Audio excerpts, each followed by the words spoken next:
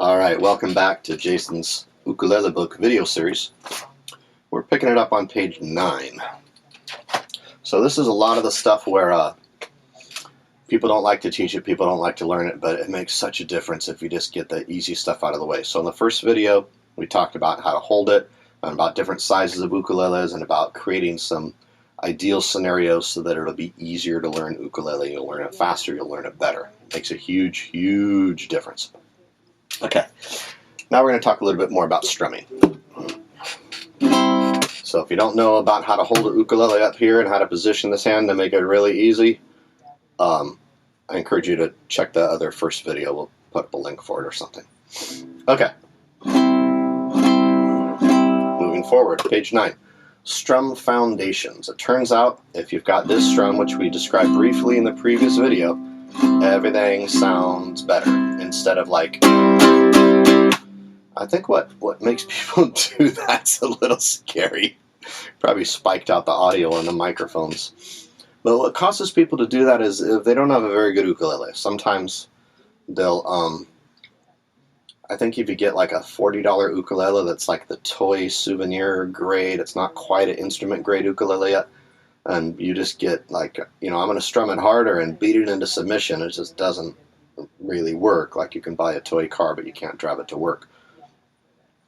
Instrument grade ukes start $60, $70, up to $100. If you go to $100 and $150, it'll be a little better. $200s and $300s, all of a sudden, you know, that's a much better ukulele. But if you're between $100 and $150, you're probably doing pretty well.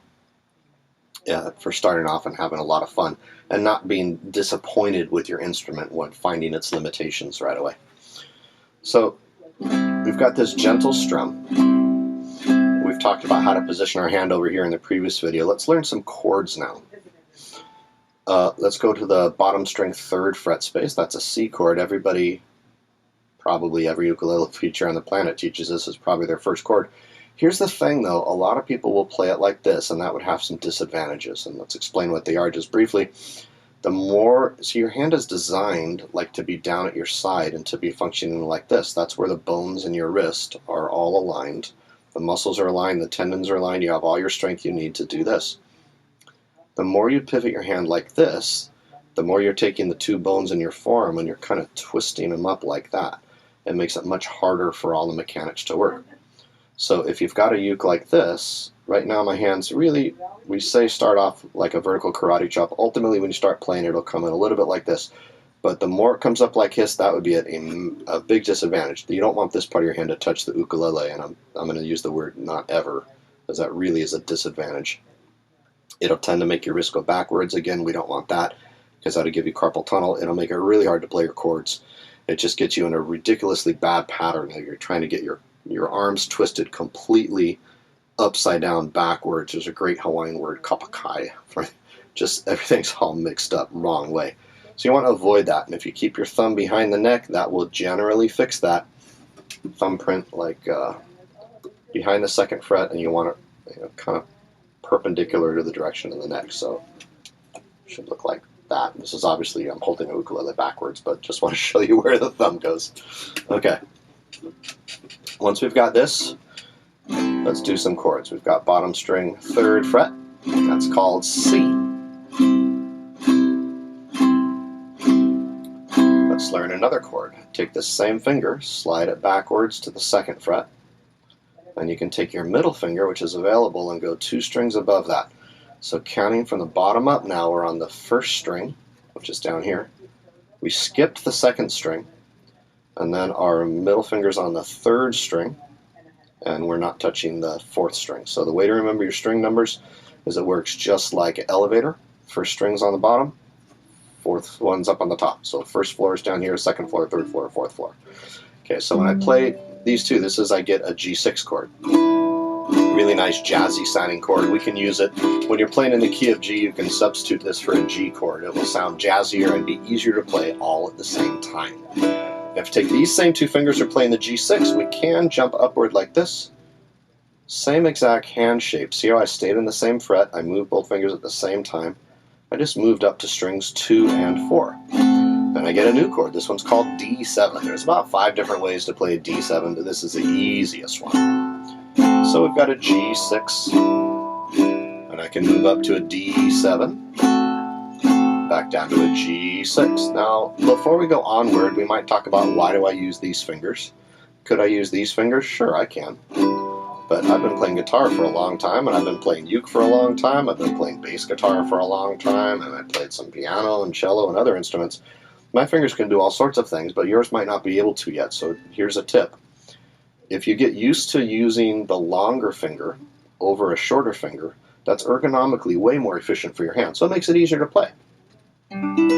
If I do it like this, I'm using a shorter finger over a longer finger. Can I do that? Yes, but it's going to be harder for you to play, and therefore it's going to be harder for you to learn. So if you're beginning, this is a harder way to do it. You could use all sorts of fingers. You could use those fingers, you could use those fingers, you can reach over the top and do it like that if you want to.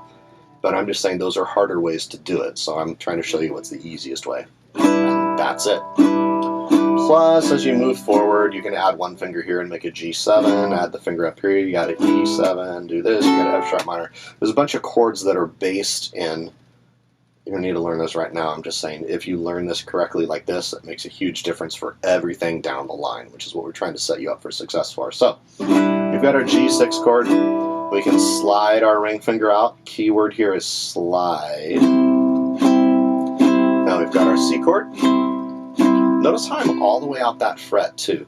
So I don't want to be on top of the fret wire like that, but I want to be as close to that fret wire as I can. The string starts down here, and then it goes down. What happens is the string gets pinched off at that metal fret wire. So the closer you are to that fret wire, the better tone you'll get, and at the same time, you don't have to press down as hard, which is a big win, right? Win-win. So could I play this chord here? And the answer is yes. And you might not notice what's going on, but if I pluck the strings one at a time, that little buzz, or sometimes you get a cluck like that, I can fix that in one of two ways. I can either press down 10 times as hard and go, Zah! But that's who wants to do the harder way to do it. The easier way to do it, just slide your finger out a little more. Problem solved. You don't need to press down any harder. So that'll save fatigue on your fingertips, right? And you'll sound better at the same time. So we've got our C chord, go back to our G6 chord, slide back. Notice how again I'm all the way out that second fret space. And when I go up to the D7, back down to the G6, and slide out to C. Now here's the interesting thing. My hand's barely moving. I've got G6, D7, G6, C. You don't have to play it this quickly yet. But the point is, my hand doesn't need to move to do this. If I were to play it like a C like this, and a D7 like this, and a G6 like this, and a C like this, that's going to make it way, way, way harder. But a lot of people do that just because they tend to think that more is better. That's not necessarily the case. More movement is not better. In fact, more stability is better. So if we're balancing the uke here again, our thumb's behind the neck, we've got a G6, and a C, and a D7, and a G6. And now from here I've got like 100,000 songs I could play. So just briefly, what we would use for beginning songs here is we would use Hound Dog. Elvis Presley made that one famous, right? We would use maybe Three Little Birds by Bob Marley. We could do Here Comes the Sun by the Beatles. We could do The Lion Sleeps Tonight. If it were Christmas, we could do Jingle Bells or Silent Night. There's so many songs. If we wanted to play in church, we could do Amazing Grace, a whole bunch of hymns. Just simple songs with 3 chords. But the trick is, play your chords correctly, strum your ukulele smoothly, and be nice and stable about what you're doing, because that makes really the difference in what's going on. If we just teach you a whole bunch of songs and a whole bunch of chords, but you're not strumming those chords well, the chords will never sound good. And if you don't have good stable hand position, you'll just end up getting in bad habits and make it really hard for you to develop down the line. So we don't want that either. Okay, let's go through a couple more chords on the chord chart. We're looking at page 10 in the book now. This is just a simple chord chart. So on the first row we have a C7, looks like that. We have a C major 7, it looks like that. Then we have a C, it sounds like that. And then we have a C6, it sounds like that. That's the one with no fingers at all. My favorite chord, right? Now most people call C their favorite chord. It sounds nice and happy, and it only takes 1 finger. Okay, now we showed you briefly the second row already. Let's look at the third row on the chord chart. If we add this chord to A7, this is a really cool chord because it puts us going in more of a Hawaiian direction. And once we've got A7, which we use our first finger, you might wonder, are we ever going to use our first finger? Sure we are, right now. So we've got A7, then we've got our D7, then we can drop down to a G6. So we're not going to use the E7 yet, but just looking at that page 10, we've got A7, D7, and G6. This is how we make a hula vamp. 2 beats here, 2 beats here, 4 beats here. If I slow that down, 1, 2, 1, 2, 1, 2, 3, 4, 1, 2, 1, 2, 1, 2, 3, 4. So I'm strumming down and up. The down strum's really the important strum, but if you want to strum in an upward direction, I recommend just using one finger. The way to get a good smooth up strum is on your down strum, get a nice smooth extension on your down strum, and then for the up strum, just use the pad of one finger to lightly come up over the strings, and you want to end up back in essentially a hitchhiking position. Want to be nice and smooth contact on the strings. Okay, so if I've got 1, 2, 1, 2, 1, 2, 3, 4, 1, 2. So we can make this a little more exciting later when we develop our strumming more. But what's neat here is if we do this 1, 2, 2, 1, 2, then I can add the E7 and then put it together. And now I've got kind of a cool chord combo.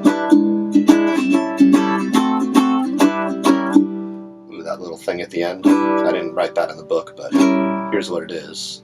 Just take the G6, slide it down to here, which makes a G diminished chord, incidentally. You don't need to know that, but in case you're curious, what is that called? You don't want to stay on that chord for very long because it sounds sort of internally contradictory kind of a sound.